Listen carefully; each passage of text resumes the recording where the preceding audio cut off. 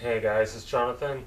Welcome back to another installment of Horror Movies Originals versus Remakes. Today we are going to be talking about Children of the Corn. Now, this movie holds kind of a special place for me because this is actually the first horror movie that I ever remember seeing, and it was a long time ago. I was a little kid. I was probably maybe 8 when I saw it for the first time, and I loved it. It's always been one of my favorites. It's also based on, as some of you may know, it's based on a Stephen King short story from Needful Things, and I thought it was one of the better short stories that he ever wrote. And it always amazed me that they were able to make a full-length movie out of a story that was only about 12 pages long to begin with, and that they were able to make like 8 sequels to it or something like that. I only ever saw one of the sequels. The only one that I really liked at all was Part 6, Isaac's Return. But anyway, we're going to be talking about the original versus the remake, which came out in 2009 and was a made-for-TV movie put on Sci-Fi. Now, the original isn't necessarily outright scary, but it's kind of disturbing to think about what's happening throughout the story. That these kids have killed their parents and have taken over a town, and they're being run by a small child who claims to speak to God. That in itself is a little bit weird, you know? Just the whole idea of it. It's kind of almost a Lord of the Flies type thing going on in this town. They think that the main character, Isaac, claims to have talked to God, and God tells him that all adults are sinners, and that so they get rid of them. And they get rid of the kids too when they turn 19. They're sacrificed because they are adults then. And that in itself is kind of messed up. There were some pretty good people in the original that I really like. Linda Hamilton is in the original. She plays the wife. You know, the basic storyline is that a married couple comes across this town being lost. They're traveling through Nebraska. This takes place in Nebraska. And they get lost in this town, and they run into these children, and they figure out what's going on, and they have to try to fight to survive. Linda Hamilton's in it. Peter Horton is in it, who, if you haven't seen this movie for a long time, and if you know it, I dare you to go back and watch it and try to tell me that that is not Michael Bay playing the dad. It's not, but I popped this in and I'm like, I forgot Michael Bay was in this movie. But no, it's just Peter Horton, who is just his look-alike. But anyway, I'm losing focus again.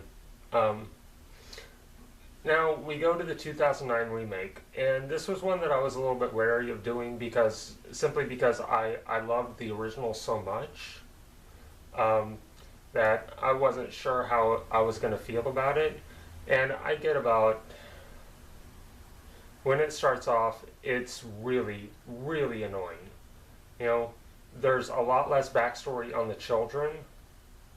It kind of just jumps right to the adults.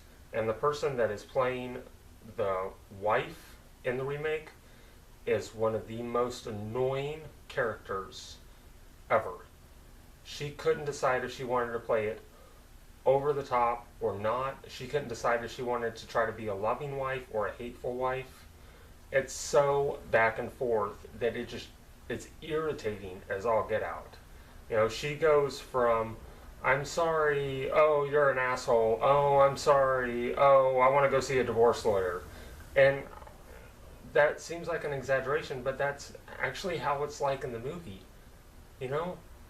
But one of the things that was a high point for me for this one was David Anders plays the husband, And a lot of people don't know who David Anders is, but he was in Heroes, and he was one of the best parts of that show, I thought.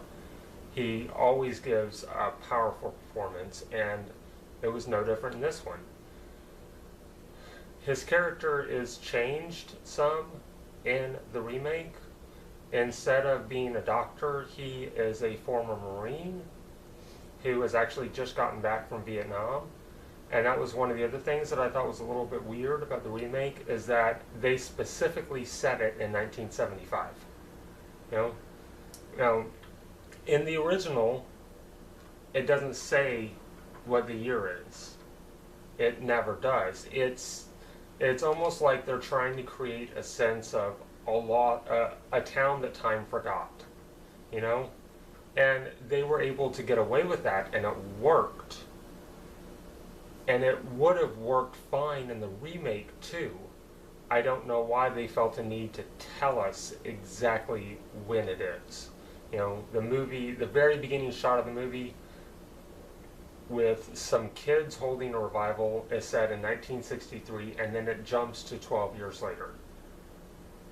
And so it's obviously 1975. In the original, the opening intro where they kind of explain what's going on, it's only been 3 years past. But you still don't know what the date is. And it's a little bit, you have to figure out what's going on through the story itself in the remake. In the original, there was a narrator, basically, throughout the whole story. One of the kids who is a part of the main group, whose name is Job, who has a young sister, Sarah, who possesses the gift of sight. She can draw basically what's going to be happening in the future. And those were important characters in the original because they were the source of what we knew as the audience.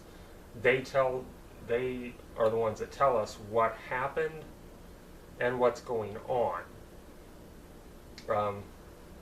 The remake didn't have that. And they just go by what you see. You find out the past story of what's going on. You find out the presence of what's going on through the actions alone.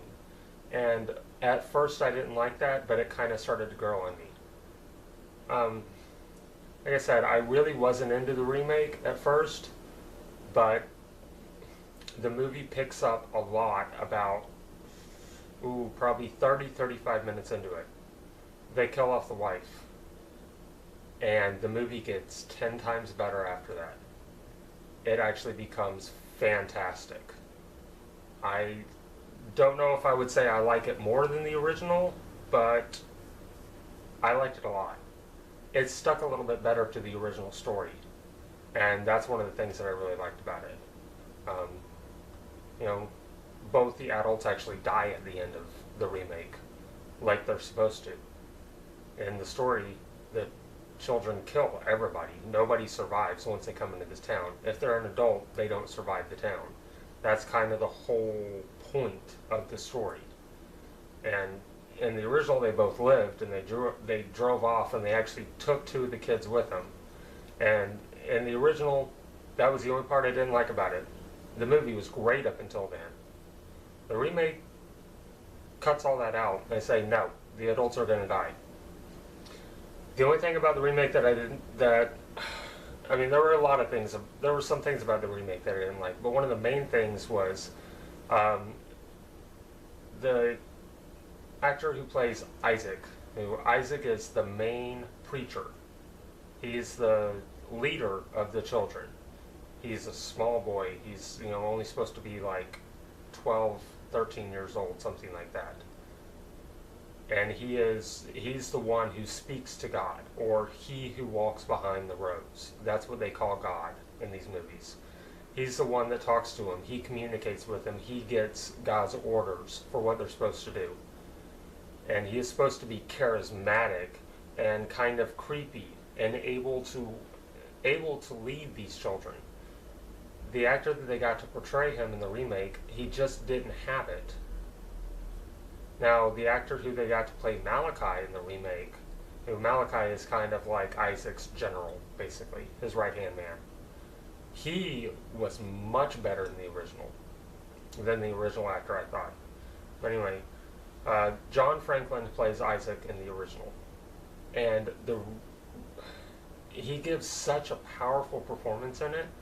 And a big part of that, and I can't blame it entirely on the actor from the remake, a big part of the reason why John Franklin was better was because he was actually 25 when he did that performance in 1984. He has a disease where, I can't remember what the disease is called, but basically he looks like a 14-year-old kid. He has the stature and the size of a 14-year-old kid. And he has ever since he was about 14. He doesn't grow anymore. It stops him from growing. He has kind of a high squeaky voice, kind of like a little kid's voice, even though he was 25 at the time. And even though he's like 54 now, he still looks like that. And so, he was a 25-year-old playing a 12-year-old. That's supposed to be very grown up. It was easy for him to pull that performance off. But it doesn't matter. That performance was still outstanding. He was creepy, he was terrifying, but at the same time he was kind of charismatic, and you wanted to listen to what he had to say. So that was one of the main flaws that I found with the remake. They both have very good merits. If you're a fan of the short story, I would say watch the remake. It sticks much better to the story. It gives you a real sense of what these children have done with the town in the 12 years that have passed. I mean, they take care of themselves. They have food. They're even trying to repopulate, which was a very, very disturbing and weird sex scene thrown in the middle of this movie about children. But anyway, you just get past it and realize what they're trying to do. They're keeping their population up, But anyway, both are good. Both have their merits. Remake sticks a little bit better to the book, but I think the original is creepier. It's a little bit more disturbing in many senses because it doesn't have so many of those elements thrown in. It's really focused on the performance of Isaac, the original is, and he is kind of creepy. So anyway, that's that one. We're sticking to the 80s for the next time, and we're gonna hit up a slasher. So we'll see you guys next time.